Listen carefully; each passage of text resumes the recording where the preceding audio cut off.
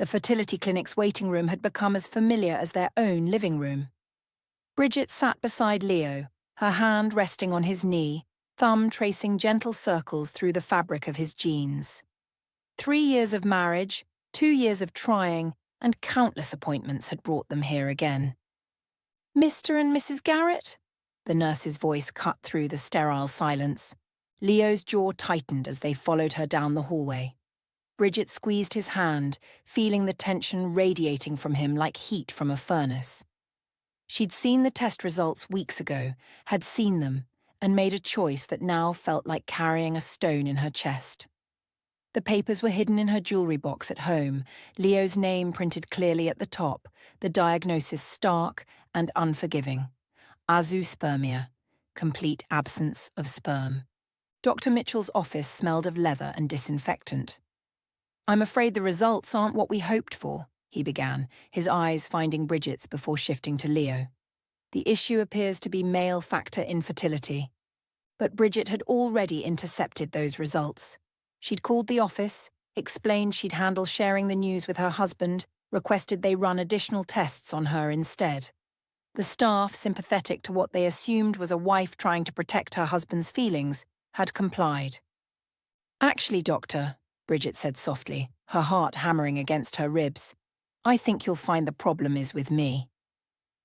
The drive home was silent except for the radio playing softly between them. Leo stared out the passenger window while Bridget drove, her knuckles white against the steering wheel. She'd bought them time. Time for what, she wasn't sure. Time for Leo to process, maybe.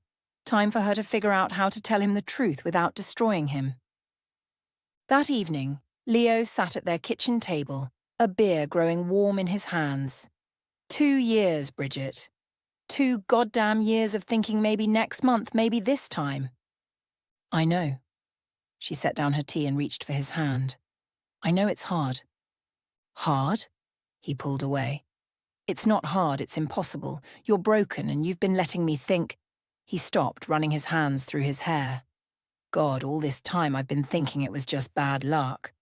The word broken hit her like a physical blow. She wrapped her arms around herself, suddenly cold in their warm kitchen. "Leo, what kind of wife lets her husband go through this without saying anything? 2 years of hope for nothing." "It doesn't change anything between us," she whispered. "We can adopt. We can—" "Doesn't change anything." Leo's laugh was bitter. "Are you serious? Of course it changes things. I married you thinking we'd have a family, real children, not someone else's cast-offs." Bridget flinched.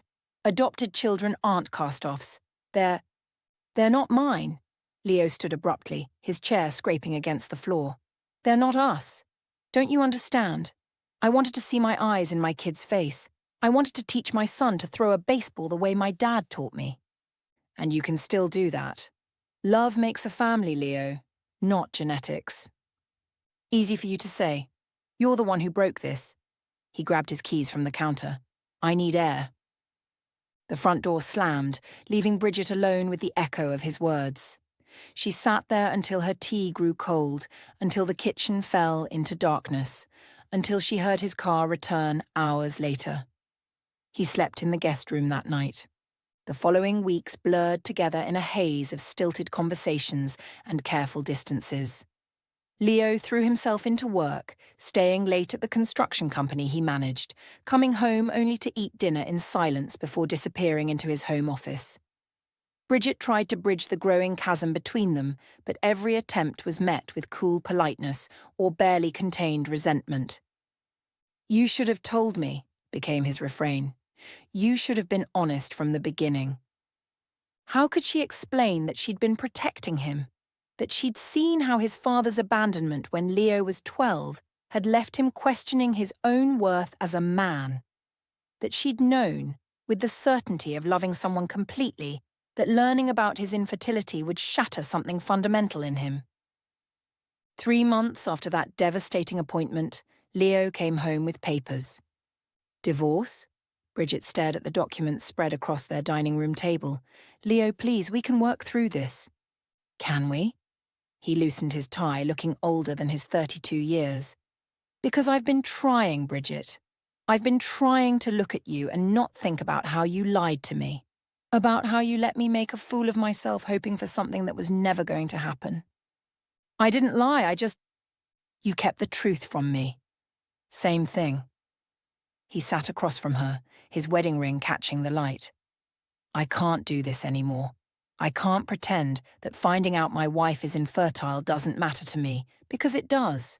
I wanted children, our children, and that's never going to happen now. So our marriage meant nothing. The question came out smaller than she'd intended.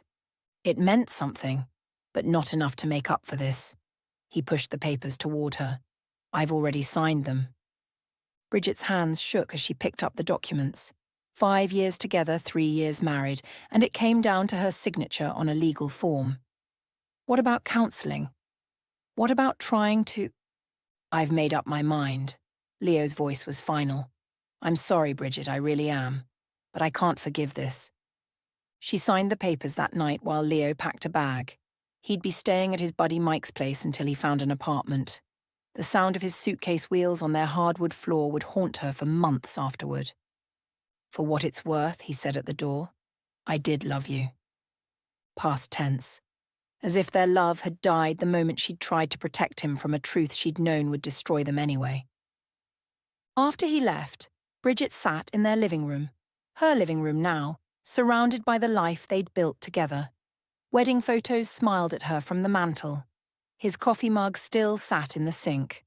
The throw pillow he always complained about but never moved was still positioned exactly where she liked it on the couch. She pulled out her phone and scrolled to Leo's mother's number. Edith had been more than a mother-in-law. She'd been the mother Bridget had lost to cancer 5 years earlier. But calling her now felt like salt in an open wound.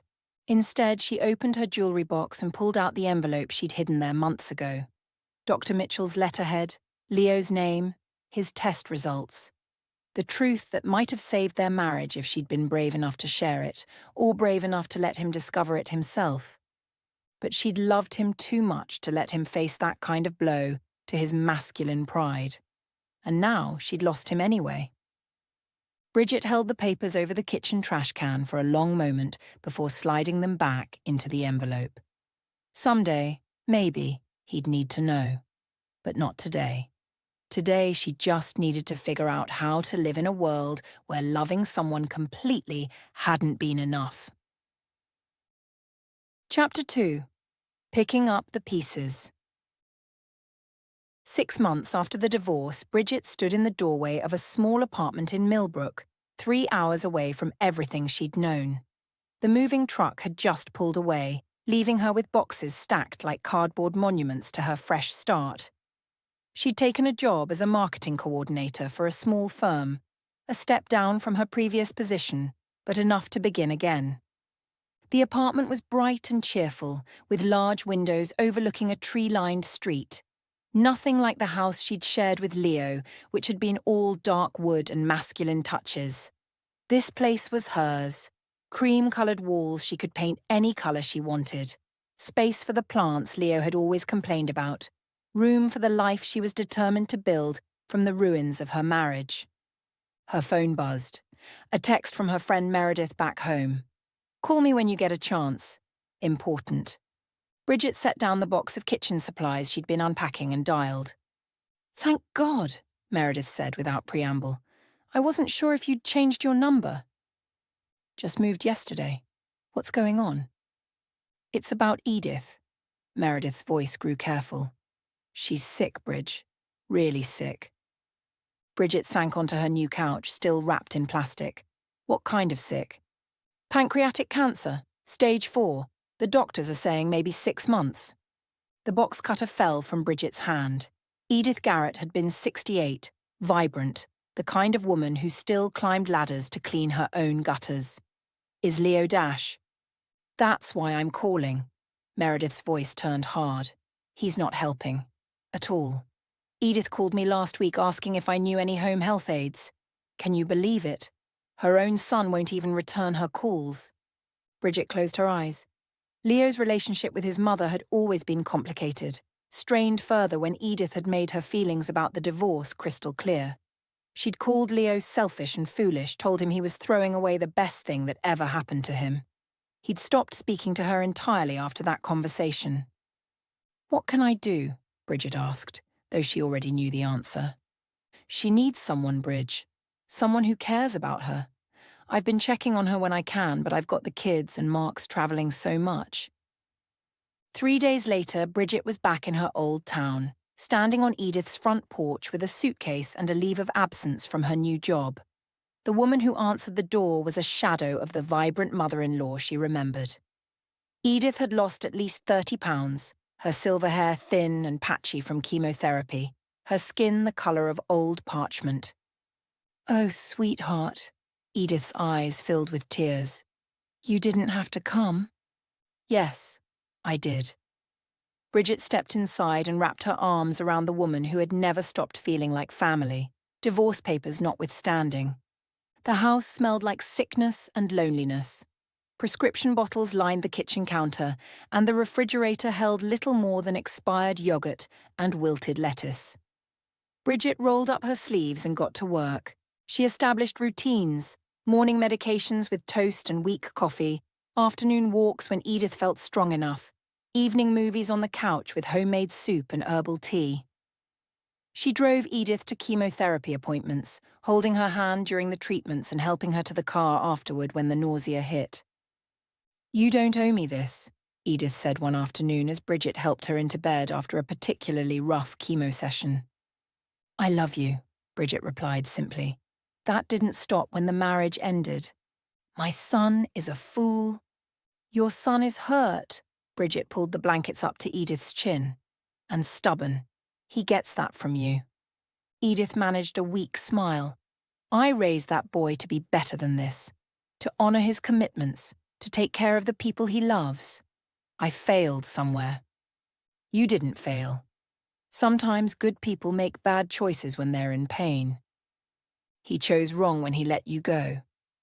Bridget didn't respond. What was there to say?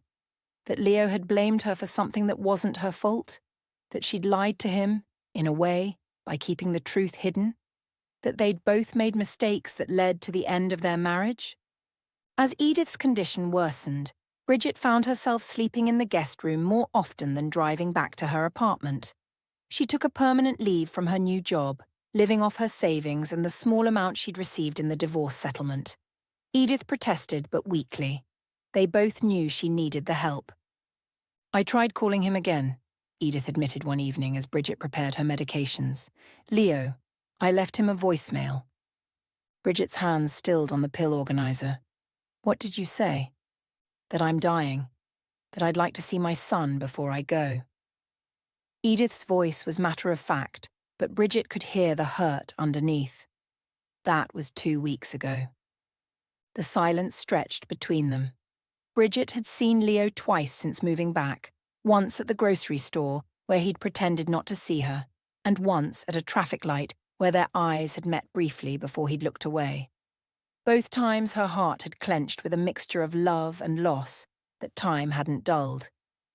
"He's scared," Bridget said finally. "He doesn't know how to face losing you." "Then he's going to lose me without saying goodbye, and he'll regret that for the rest of his life."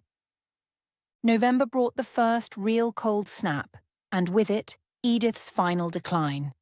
The woman who had once intimidated door-to-door salesmen with her sharp wit now slept 18 hours a day, waking only for sips of water and whispered conversations.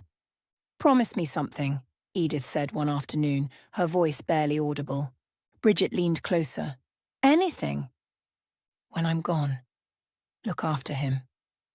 He's going to be lost without me, even if he won't admit it. He's still my little boy, the one who cried when his goldfish died and made me hold a funeral in the backyard." "Edith, promise me." Her grip on Bridget's hand was surprisingly strong. "He'll need someone who knows how to love him right, someone who understands that his anger comes from fear." Bridget's throat tightened. "I promise." Edith died on a Tuesday morning in early December, quietly, with Bridget holding her hand. The funeral home came, then the hospice nurse to sign papers. Bridget called Meredith, then Edith's sister in Florida, Then, finally, with shaking fingers, she called Leo. "What do you want?" His voice was cold. "Your mother died this morning." The silence on the other end stretched so long she thought he'd hung up. Finally, "When's the funeral?" "Friday at 2. St. Matthew's." "Fine." The line went dead. Bridget stared at the phone, then at the empty room where Edith had spent her final days. She'd kept her promise to be there at the end. Now she had another promise to keep, one that seemed impossible given the hatred in Leo's voice. But she'd promised, and if there was one thing Bridget understood about love, it was that real love didn't end just because it got difficult. The funeral was small, a handful of Edith's friends, her sister Meredith and Leo, who sat in the front pew alone, his face carved from stone. Bridget sat 3 rows back, close enough to see his shoulders shake during the eulogy, far enough away to respect the wall he'd built between them. After the service, as people filtered out to the reception hall, Leo approached her in the church vestibule. "Thank you," he said quietly, not meeting her eyes, "for taking care of her." "She loved you," Bridget replied. "Even when she was angry, she loved you." Leo's jaw worked silently. For a moment she thought he might say something more, might acknowledge the year of care she'd given his mother while he'd nursed his pride.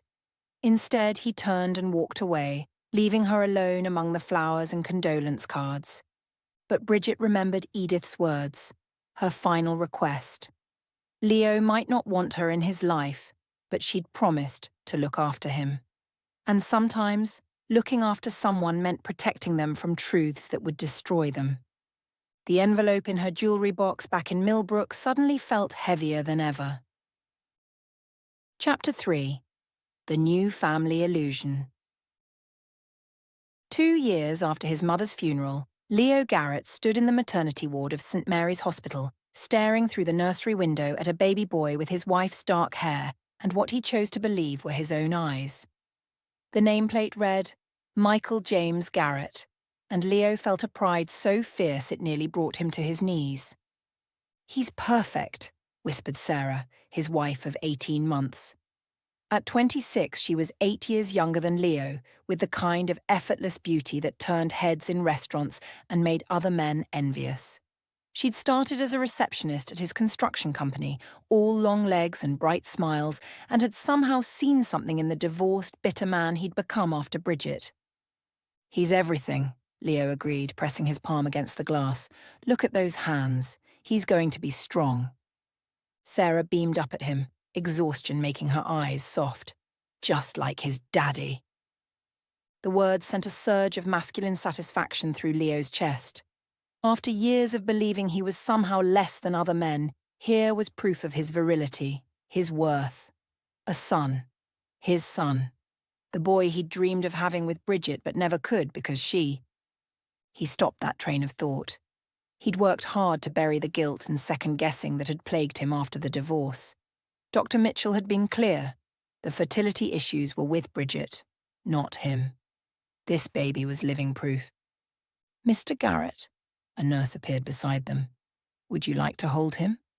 Leo nodded, not trusting his voice.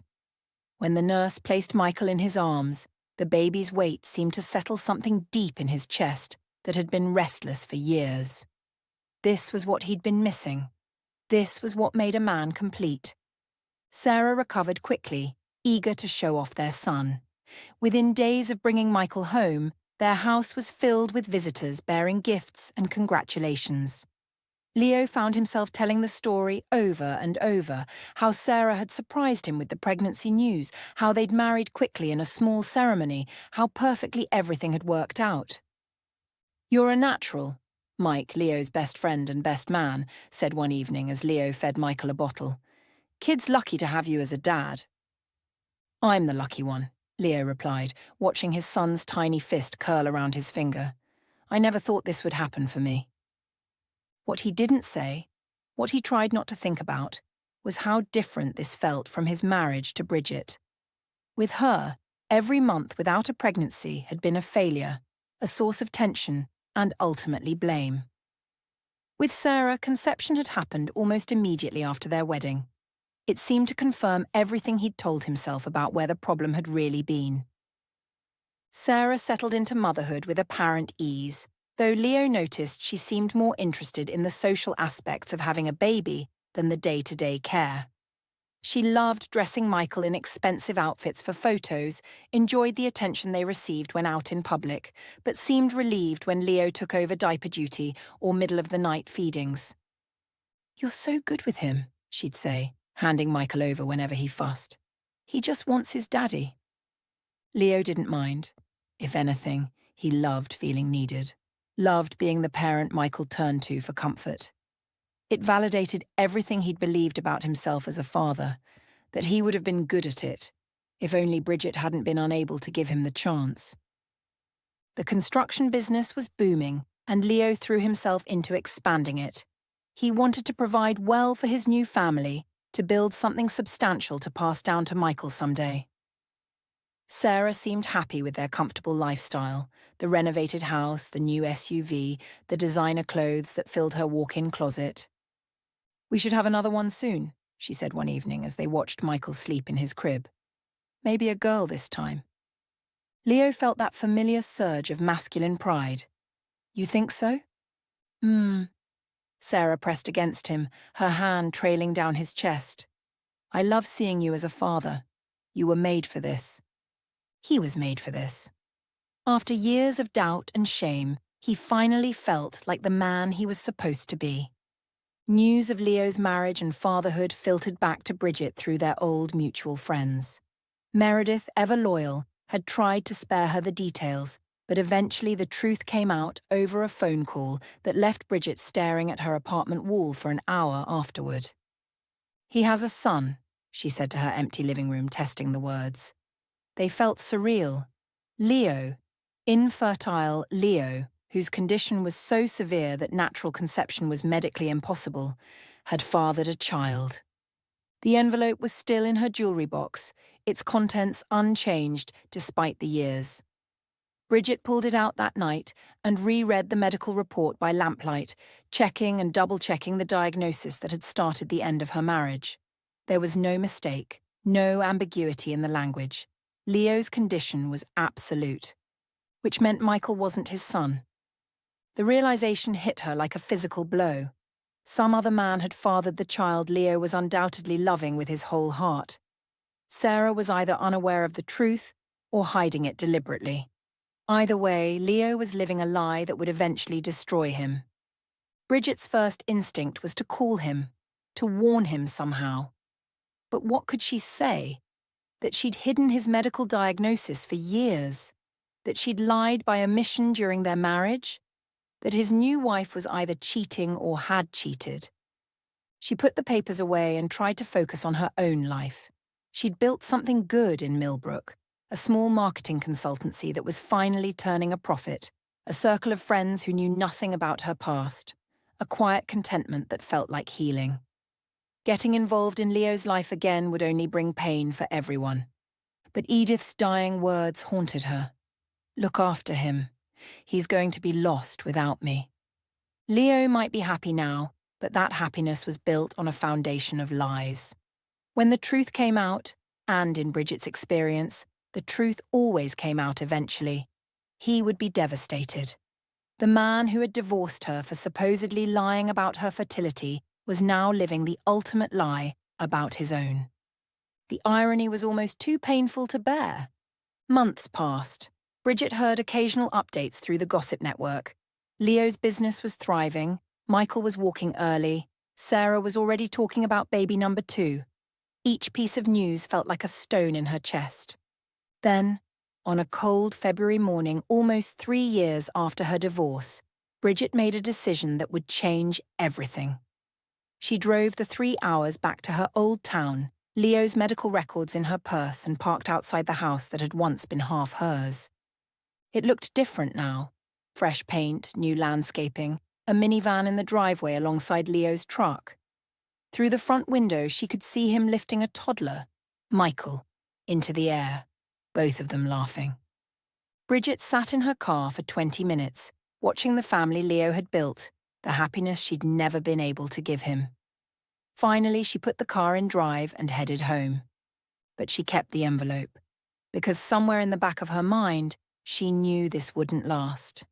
And when it fell apart, when Leo's world came crashing down around him, she would be there to help him pick up the pieces. It was what Edith would have wanted. It was what love looked like, even when that love went unrecognized and unappreciated. Bridget had learned to live with being the guardian of truths that others couldn't handle. But watching Leo's joy from a distance, knowing it was built on impossibility, was almost more than she could bear. The truth would come out eventually. It always did. And when it did, Leo would need someone who understood the real weight of keeping secrets for love, whether he wanted her help or not. Chapter 4. The Revelation. 4 years after his mother's funeral, Leo Garrett opened his front door to find his ex-wife standing on his porch, an envelope clutched in her hands. She looked older. There were lines around her eyes that hadn't been there during their marriage, and her dark hair was shorter, more businesslike. But she was still beautiful in that quiet way that had first caught his attention at a mutual friend's barbecue a decade ago. "Didn't I tell you to get lost?" The words came out harsher than he'd intended, but seeing Bridget brought back a flood of resentment he thought he'd buried. Behind him, he could hear Sarah calling to Michael something about lunch and nap time. Bridget didn't flinch at his tone. She simply reached into the envelope and pulled out a sheet of paper, holding it out to him with steady hands. "What is this?" But even as he asked, Leo's eyes were scanning the document. Letterhead from Dr. Mitchell's office, his name at the top. Test results dated 5 years ago, during their marriage. The words seemed to rearrange themselves on the page as he read. Azoospermia. Complete absence of sperm. Patient shows no viable sperm production. Natural conception impossible. "Where did you get this?" His voice sounded strange to his own ears. "I've had it since our 2nd year of marriage," Bridget said quietly. "The doctor's office sent it to me by mistake, and I asked them to run additional tests on me instead. I told them I'd discuss the results with you." Leo's hands began to shake. "This is fake. You had this made up because you're bitter about Sarah and Michael." "Call Dr. Mitchell's office," Bridget interrupted. "Ask them to send you a copy. The file number is right there." The paper crackled in his grip. Behind him, Sarah's voice grew closer. "Leo? Who's at the door?" "You've had this for 7 years." The timeline was becoming clear, horrifyingly clear. "During our entire marriage, you knew I was—" He couldn't say the word. "I knew." Bridget's voice was steady, but he could see tears gathering in her eyes.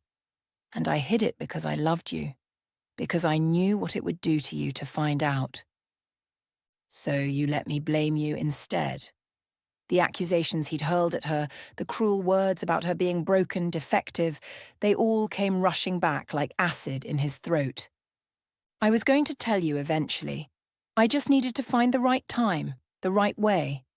But when you started blaming me, when you said it changed how you felt about me." She shrugged helplessly. "I realized there would never be a right time." Sarah appeared beside him. Michael balanced on her hip. The 3-year-old had Leo's dark hair but Sarah's green eyes that were now wide with confusion and growing alarm. "Bridget," Sarah said, her voice tight, "what are you doing here?" "She's just leaving," Leo said, but his voice lacked conviction. The paper in his hands felt like it weighed 1,000 pounds. "No, I'm not." Bridget's tone remained calm, but there was steel underneath. "Leo, you need to understand what this means." Sarah shifted Michael to her other hip, moving closer to Leo's side. "What's going on?" "What is that?" Leo looked at the paper again, the words swimming before him. Natural conception impossible. But Michael was right there, solid and real, and calling him Daddy. "It means," Bridget said, her eyes never leaving Leo's face, "that Michael isn't your biological son." The words hung in the air like a physical presence. Sarah gasped, clutching Michael tighter. "That's ridiculous. Leo, tell her she's crazy." But Leo was staring at his son. at Sarah's son, seeing him with new eyes. The green eyes that had never quite looked like his own. The facial structure that he'd convinced himself was Sarah's, but that now seemed completely foreign. The way Michael sometimes looked at him with polite distance rather than the bone-deep recognition Leo had assumed was natural between father and son. "Why?" Leo's voice came out as a whisper. "Why are you telling me this now?" "Because your mother asked me to look after you," Bridget replied. "Before she died, she made me promise to take care of her son. This is me keeping that promise." "Your mother?" Sarah's voice rose an octave. "What does your dead mother have to do with anything?" Leo ignored her, focused entirely on Bridget. "You've known this whole time. While I was celebrating becoming a father, while I was—" He stopped, unable to finish the sentence. "While you were happy," Bridget finished gently. "Yes, I knew. And it killed me to watch you build your joy on something that wasn't real. But I also remembered what it felt like to love you, and I couldn't bring myself to destroy that happiness. Until now." "Until now," she agreed. "Because living a lie isn't really living at all. And because you deserve to know the truth, even if it hurts." Sarah was shaking her head frantically. "This is insane. Leo, you can't believe this. She's obviously lying, trying to break up our marriage because she's jealous." Leo looked at his wife, really looked at her. The panic in her eyes wasn't the confusion of an innocent woman being falsely accused. It was the terror of someone whose secret had been exposed. "How long?" he asked Sarah. "Leo, don't—" "How long were you cheating on me?" Sarah's face crumpled. "It wasn't like that. It was before we got married, just a few times. It didn't mean anything." "But you knew?" Leo's voice was getting stronger, anger replacing shock. "When you told me you were pregnant, you knew there was a chance Michael wasn't mine." "I hoped. I thought maybe—" "You thought what? That I was too stupid to figure it out?" Michael began to cry, sensing the tension in the adults around him. Sarah bounced him absently, her attention focused on the disaster unfolding in front of her. "I love you," she said desperately. "We have a good life together. Michael loves you. You're the only father he's ever known." Built on a lie. Leo turned back to Bridget, who had been watching the exchange with sad eyes. "And you kept my medical records, why? As insurance? Something to hold over me?" "Because I knew this day would come," Bridget said simply. "Because lies have a way of revealing themselves, and when they did, I wanted you to understand that I never lied to you. I protected you. There's a difference." Leo stared at the paper in his hands, then at the woman who had hidden his infertility to spare his pride, then at the wife who had hidden another man's child to secure her future. The contrast was so stark, it took his breath away. "I need you both to leave," he said finally. "Leo," Sarah started. "Now." His voice cracked like a whip. "Take Michael and go to your sisters. We'll talk later." Sarah opened her mouth to argue, then seemed to think better of it. She gathered the diaper bag with shaking hands while Michael continued to fuss. "This doesn't have to ruin everything," she said as she reached the door. "We can work through this." Leo didn't respond. He was staring at Bridget, trying to reconcile the woman who had sacrificed their marriage to protect his ego with the woman who had just destroyed his second marriage to save his sanity. "Why now?" he asked again when Sarah's car had disappeared down the street. "Because I finally understood that protecting someone from the truth isn't the same as loving them," Bridget replied. "I should have told you about your test results years ago. Maybe we couldn't have had biological children, but we could have built something real together. Instead, I made the choice for both of us." Leo sank onto his front step, the medical report still clutched in his hand. 7 years. 7 years of believing I was defective, then believing I was vindicated. And it was all— "You were never defective," Bridget said firmly. "You were just facing something difficult, something that lots of couples face. But I was too scared of losing you to let you face it." "So you lost me anyway?" "Yes." She sat beside him on the step, careful to maintain distance between them. "I lost you anyway." They sat in silence for several minutes, the weight of revealed truths settling between them like sediment in still water. "What am I supposed to do now?" Leo asked finally. "Whatever you need to do," Bridget replied, "but you'll do it knowing the truth, all of it." She stood to leave, then paused. "Your mother was right, you know, about me looking after you. Even when you hated me, even when you blamed me for things that weren't my fault, I never stopped caring about what happened to you." Leo watched her walk to her car. This woman who had loved him enough to sacrifice their marriage for his pride, then loved him enough to destroy his illusions for his freedom. As her taillights disappeared around the corner, he looked down at the paper in his hands, evidence of a truth that changed everything and nothing at all. Inside the house, Michael's toys were scattered across the living room floor. Photos of their happy family smiled down from the mantel. The life Leo had built, the identity he had crafted, the joy he had felt, all of it suddenly seemed as insubstantial as morning mist. But for the first time in years, he knew exactly where he stood. The truth, however devastating, was solid ground beneath his feet. Chapter 5. The Truth Unveiled. Leo sat in his truck outside the medical lab staring at the small vial in his hand. 3 days had passed since Bridget's revelation, 3 days of sleepless nights and avoided phone calls from Sarah.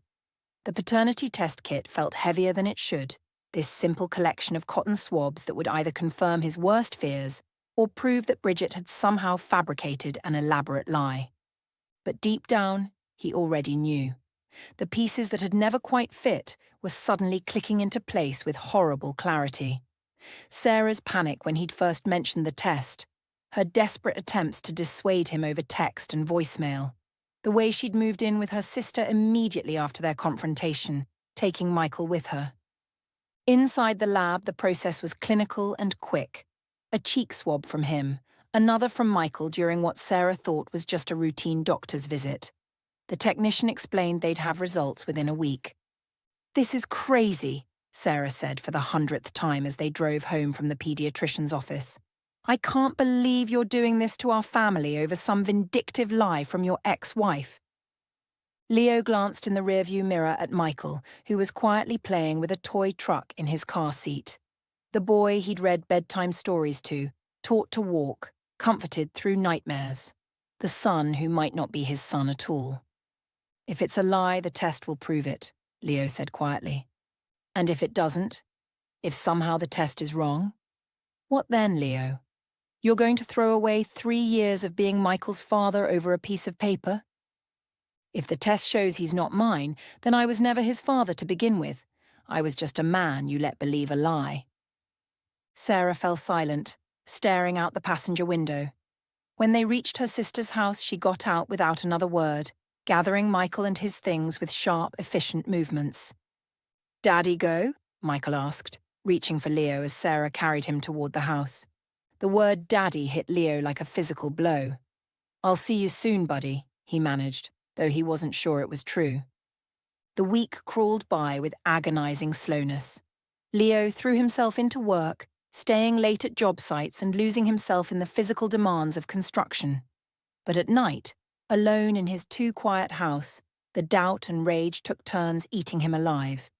He'd called Dr. Mitchell's office, confirming what Bridget had told him. The fertility test results were real, had been filed away in his medical records for 7 years. The nurse who'd spoken with him had been apologetic. There had been some confusion with the original reporting, and Mrs. Garrett had requested they run additional tests on her instead. Mrs. Garrett. Bridget. Protecting him even when it meant accepting blame for something that wasn't her fault. The call came on a Friday afternoon. Leo was reviewing blueprints when his phone buzzed with an unknown number. "Mr. Garrett, this is Jennifer from Med Genetic Labs. We have your paternity test results." Leo's hand tightened on the phone. "And the probability of paternity is 0%. The tested male is excluded as the biological father." The words echoed in his head long after he'd hung up. 0%.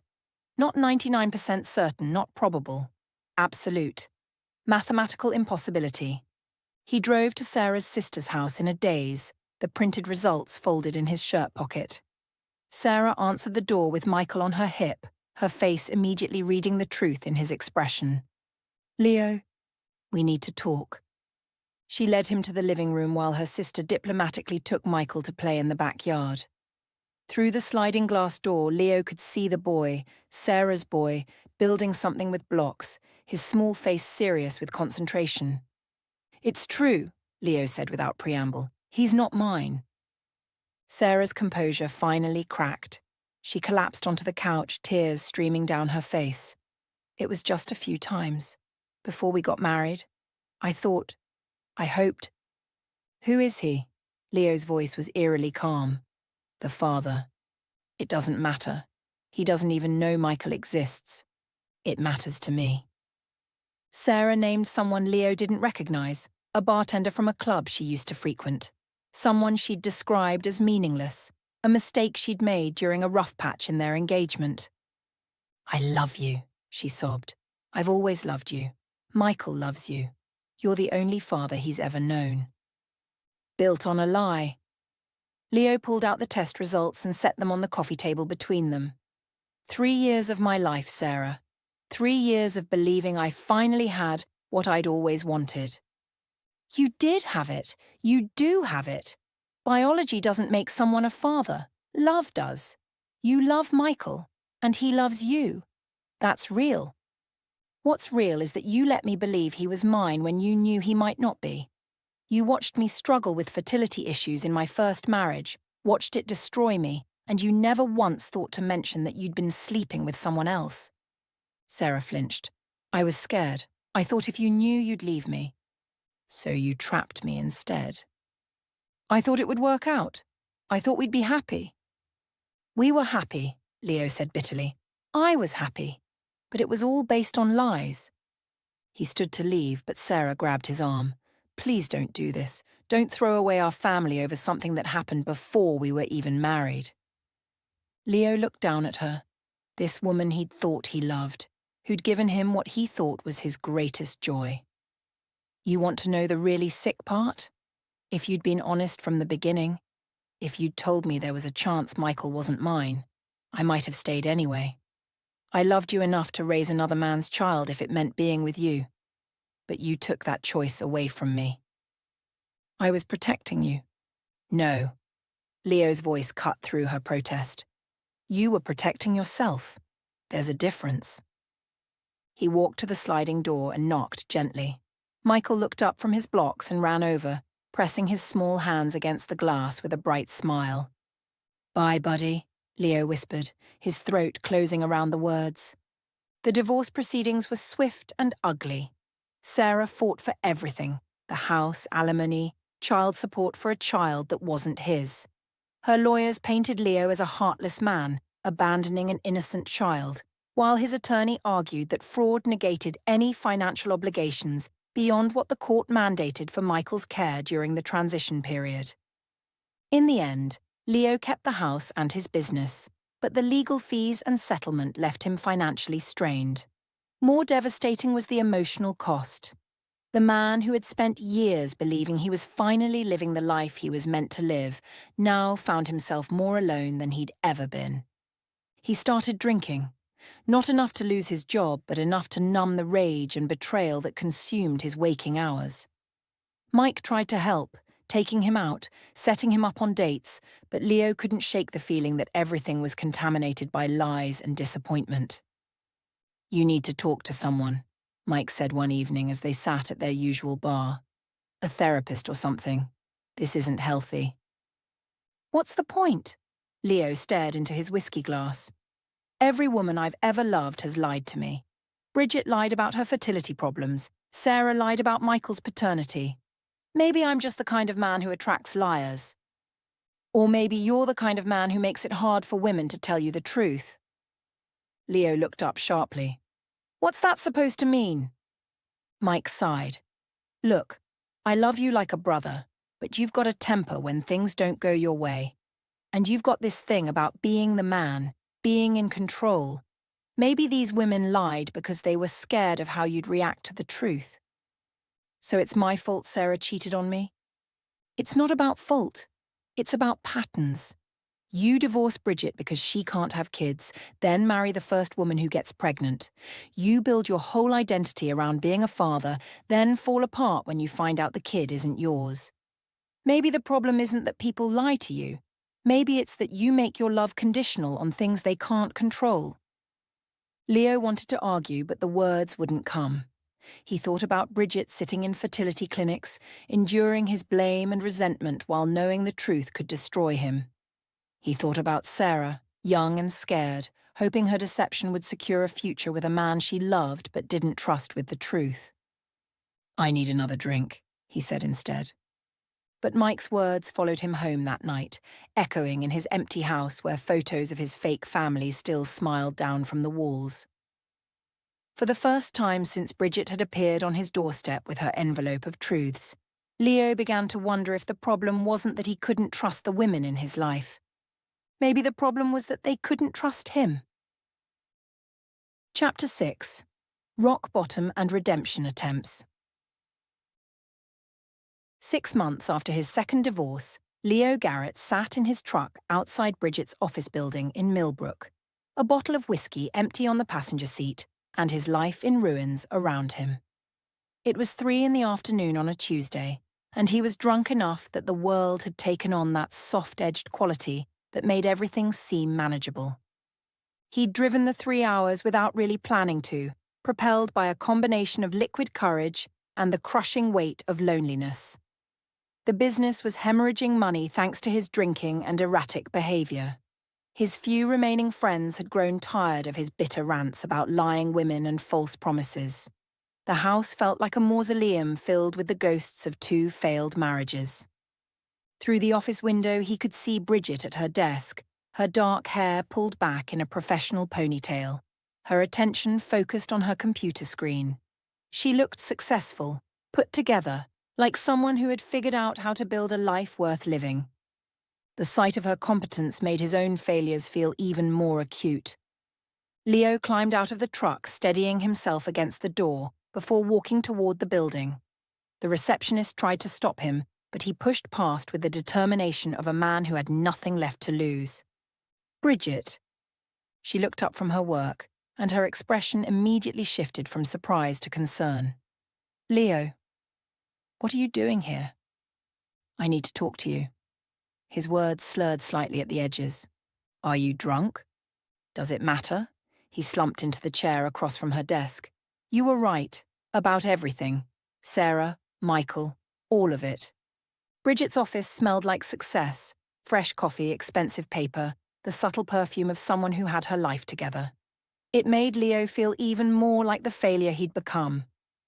"I know," she said gently. "I heard about the divorce." "Did you hear about the rest? How she fought for child support for a kid that wasn't mine? How she told everyone I abandoned my family?" Leo laughed bitterly. "Course, you probably think I deserved it." "I don't think you deserved any of it." Bridget's voice was careful, professional. "But Leo, you can't be here like this. You're drunk, and this is my workplace." "Right. Professional Bridget, successful Bridget, the woman who built a whole new life after I threw her away." He leaned forward, trying to focus on her face. "Do you know what I've been thinking about?" "Leo, I've been thinking about that night when I came home with the divorce papers. You asked if our marriage meant nothing, and I said it meant something but not enough. Do you remember that?" Bridget's composure slipped slightly. "Yes." "I was wrong. It meant everything. You meant everything. And I was too proud and too stupid to see it." "You need to go home," Bridget said firmly. "Sleep this off. We can talk when you're sober." "When I'm sober, I don't have the courage to tell you how sorry I am." Leo's voice cracked. "I blamed you for something that wasn't your fault. I called you broken when you were protecting me from the truth. I threw away the best thing in my life because I was too much of a coward to handle reality." "Leo, please, forgive me." The words came out as a whisper. "Please, Bridget. I know I don't deserve it, but I'm asking anyway." Bridget stared at him for a long moment, and Leo saw something flicker across her face. Pain, maybe. or the ghost of old love. But when she spoke, her voice was steady and final. "I forgave you a long time ago," she said. "But forgiveness doesn't erase consequences. Go home, Leo. Get sober. Figure out who you want to be. But don't come back here looking for me to fix what's broken in your life." Security arrived then, summoned by the nervous receptionist. Leo didn't resist as they escorted him to the parking lot, but he turned back once to see Bridget watching from her office window, her face unreadable. That night, alone in his empty house, Leo made a decision. If Bridget wouldn't see him as a drunk, he'd get sober. If she thought he was broken, he'd figure out how to fix himself. And if she believed he was incapable of real change, he'd prove her wrong. The next morning, he called a treatment centre. 60 days later, Leo stood on Bridget's front porch in Millbrook, holding a small potted plant and a letter he'd written and rewritten a dozen times. He was sober, showered, and terrified. She answered the door in jeans and a soft sweater, looking more relaxed than she had at the office, but her expression remained guarded when she saw him. "I'm sober," he said before she could speak. 63 days. "I'm glad to hear that. I've been going to meetings and therapy. Turns out you were right. I do make it hard for people to tell me the truth." Bridget didn't invite him in, but she didn't close the door either. "What do you want, Leo?" "To apologize. Really apologize. Not the drunk rambling I did at your office." He held out the plant. "It's time. I remembered you always wanted to grow herbs, but I said they'd make the kitchen smell weird." She took the plant but didn't soften. Apology noted. "I know you don't owe me anything," Leo continued. "I know I hurt you in ways I'm only starting to understand. But I want you to know that every day I stayed sober was because I was trying to become the man who deserved your love the first time around. Leo, I'm not asking for a second chance. I'm just asking you to know that I finally understand what I lost. And I'm sorry it took me so many years and so much pain to figure it out." He turned to leave, but her voice stopped him. "The plant will die if I keep it inside." Leo looked back. "Then plant it outside. Let it grow." Over the following months, Leo made the drive to Millbrook every few weeks. Not to see Bridget, she'd made it clear she needed space, but to attend AA meetings in her town, to volunteer at a local food bank, to slowly rebuild his relationship with the community where she lived. He sold his truck and bought a modest sedan. He downsized to a smaller house and used the equity to pay off his debts. He learned to cook, started reading again, took up running. Piece by piece, he constructed a life that wasn't built around his need to prove his worth to others. Sometimes he caught glimpses of Bridget around town, at the grocery store, at the coffee shop, walking through the park where he sometimes ran. She was polite when their paths crossed, but distant, professional, like someone being careful not to encourage unwanted attention. It was Dr. Patterson, his therapist, who finally asked the question Leo had been avoiding. "What happens if she never forgives you?" Leo was quiet for a long moment. "Then I keep trying to be better anyway, because the work isn't really about her anymore. It's about me becoming someone I can live with." "And if she does forgive you? Then maybe I'll be worthy of it." The breakthrough came on a rainy Thursday in October, almost a year after his last drink. Leo was leaving an AA meeting when he saw Bridget struggling with a flat tire in the parking lot across the street. Her hands were muddy, her clothes soaked, and she looked on the verge of frustrated tears. He approached carefully, the way someone might approach a wounded animal. "Need help?" She looked up, rain dripping from her hair. For a moment he thought she'd refuse. Then she nodded. "I called AAA, but they're backed up because of the weather." Leo knelt beside her car, examining the flat tire. "I can change this. Won't take long." They worked in relative silence, Leo handling the heavy lifting while Bridget held the flashlight. When he finished, she stood there in the rain, studying his face in the dim light. "Thank you," she said finally. "You're welcome." They stood there for another moment, the weight of everything unsaid hanging between them like the rain clouds overhead. "Leo, she said softly. "The man who just changed my tire? Is this who you really are now?" He considered the question seriously. "I'm trying to be. Every day, I'm trying to be someone worth trusting." Bridget nodded slowly. "I can see that." It wasn't forgiveness, not yet, but it was recognition. And for Leo, that was enough to keep trying. Chapter 7. Rebuilding Trust and New Beginnings. 2 years after changing Bridget's tire in the rain, Leo Garrett sat across from her at a small cafe in Millbrook, watching her read the legal documents he'd placed on the table between them. Her coffee had grown cold as she studied each page, her expression shifting from confusion to shock to something that might have been the beginning of forgiveness. "You sold your mother's house," she said finally, looking up at him. "The house you grew up in." "I sold it to Marcus Development Group for their new project," Leo confirmed. "The check is made out to Bridget Chen Marketing Solutions. It should be enough to expand your business the way you've been planning." Bridget stared at the check, more money than she'd ever seen in one place, enough to hire staff, lease a proper office space, maybe even open a second location. "Leo, I can't accept this." "Yes, you can."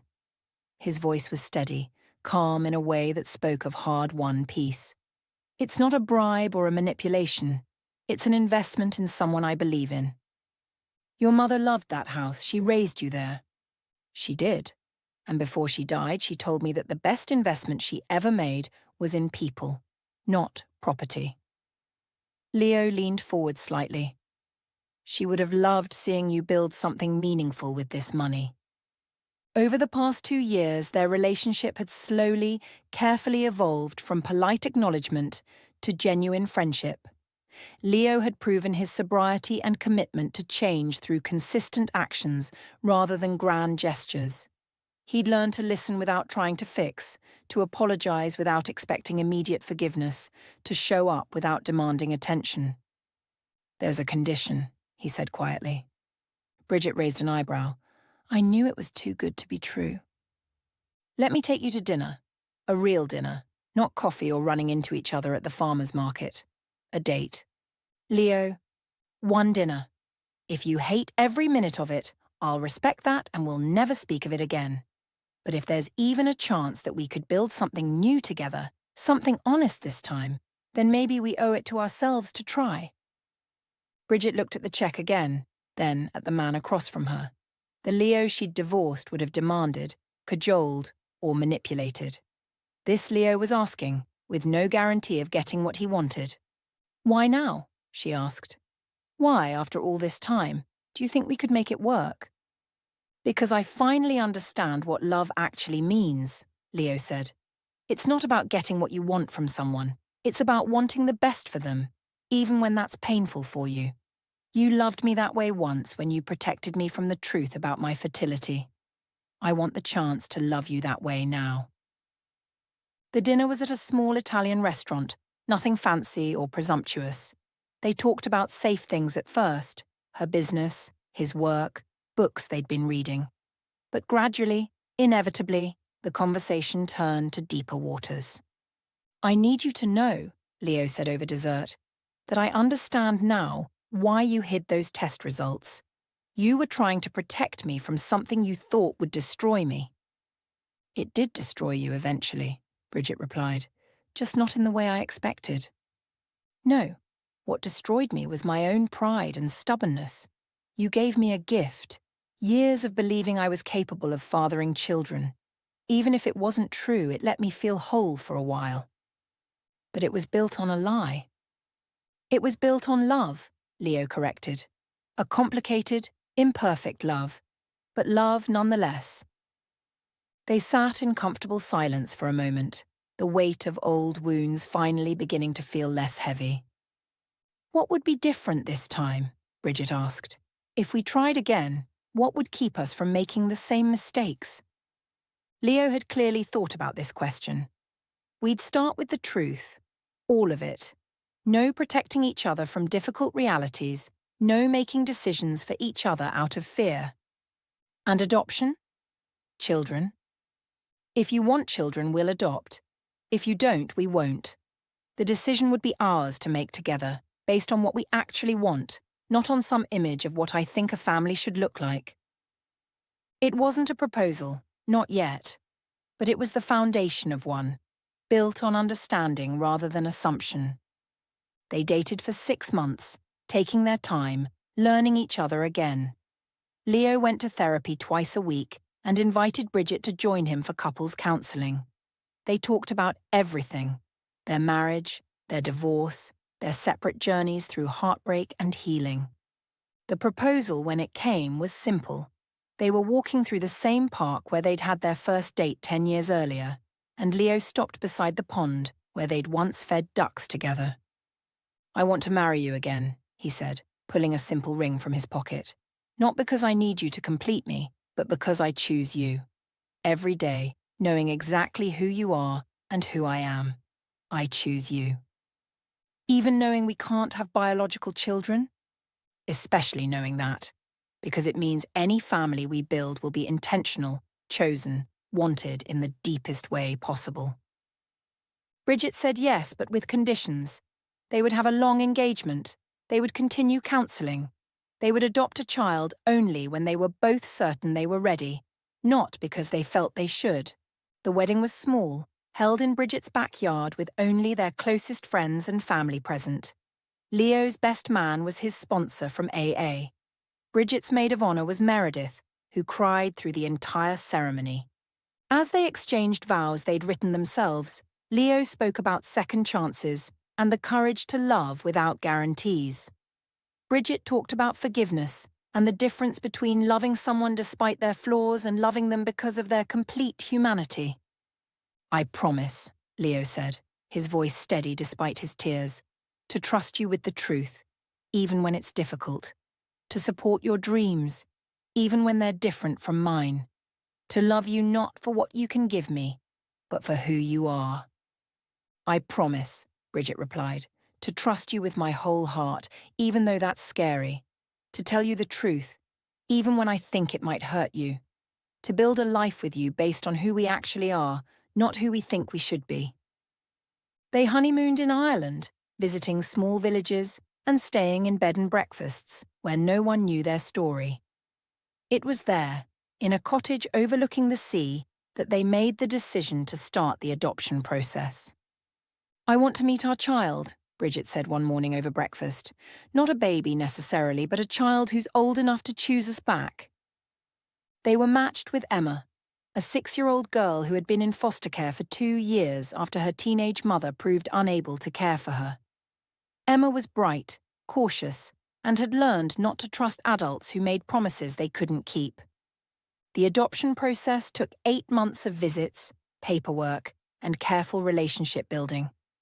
Emma tested them constantly, pushing boundaries to see if they would send her back when things got difficult. Leo and Bridget met each challenge with patience and consistency, showing up every week whether Emma was happy to see them or hiding under a table. "Why do you want me?" Emma asked one day during a visit to the zoo. "Because you're ours," Bridget said simply. "We don't know how we know, but we do. You belong with us." "What if I'm bad?" "Then we'll figure it out together," Leo replied. "That's what families do." The day the adoption was finalized, Emma stood between them in the courtroom, holding both their hands as the judge declared them a legal family. Leo thought about his mother, gone now for 7 years, and knew she would have loved this moment. That evening, as they tucked Emma into her new bedroom in their house, she looked up at them with the solemn expression of a child who had learned that life could change without warning. "Are you going to stay married this time?" she asked. Leo and Bridget exchanged a look over her head, sharing the weight of that question and their commitment to the answer. "Yes," they said together. "We're going to stay married this time." 6 months later, Leo stood in the cemetery where his mother was buried, Emma's small hand in his, Bridget beside him holding a bouquet of flowers from their garden, including thyme, which had grown into a healthy bush despite his initial skepticism. "Grandma Edith," Emma said solemnly, addressing the headstone, "Daddy says you would have liked me." "She would have loved you," Leo corrected gently. just like we do. As they walked back to the car, Emma skipping ahead while Leo and Bridget followed hand in hand, Leo reflected on the long journey that had brought them here. 2 marriages, 2 divorces, years of mistakes and misunderstandings, betrayals and forgiveness, all of it leading to this moment of simple contentment. "Do you think she knows?" Bridget asked quietly, nodding toward the cemetery. "Your mother, I mean. Do you think she knows we kept her promise?" Leo squeezed her hand. "I think she knew we'd find our way back to each other eventually. Maybe not how or when, but somehow. Even when we couldn't see it ourselves?" "Especially then," Leo said. "That's what real love does. It believes in possibilities even when everything seems impossible." Emma ran back to them then, full of 6-year-old energy and questions about dinner and homework and whether they could get a dog.